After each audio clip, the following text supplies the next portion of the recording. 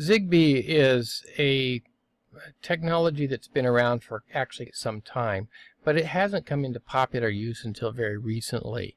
Smart homes, IoT devices, often use Zigbee. Let's take a look at a Zigbee network and compare it to a Wi-Fi network. So here's a Wi-Fi network.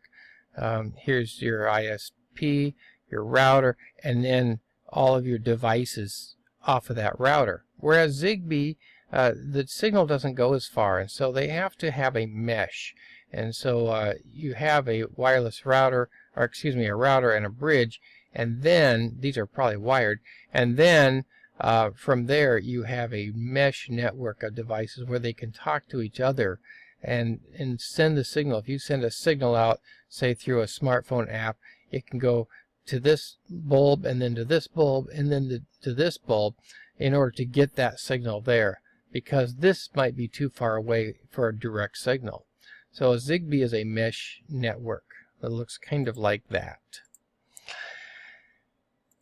Short-range technology, so mesh to relay signals to each other. Most Zigbee networks have smartphone apps, and this itself can be the source of vulnerability.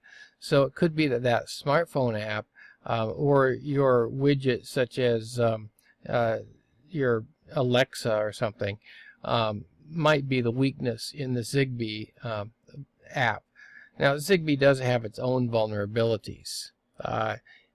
And I'm not going to go into detail on these, and these are not all of them. There are many others, but they don't store keys in a very secure fashion, usually in plain text.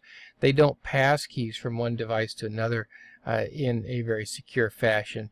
They frequently reuse IVs, similar to WEP that we talked about earlier.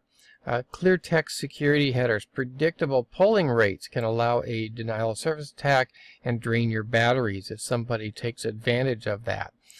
Default encryption key values, that's not good. Insufficient replay attack protection, so people can replay the logon, for example.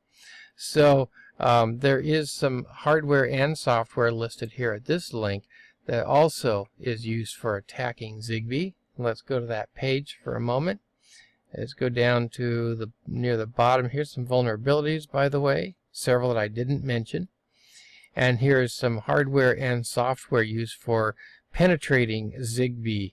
And so as you can see, there's quite a bit here that people can use if they wish to attack your Zigbee.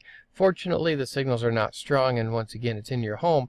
But then, once again, that app, so that you can be in Disneyland and control your lights, may be a vulnerability all its own. So we'll talk about the mitigations for that in the next video.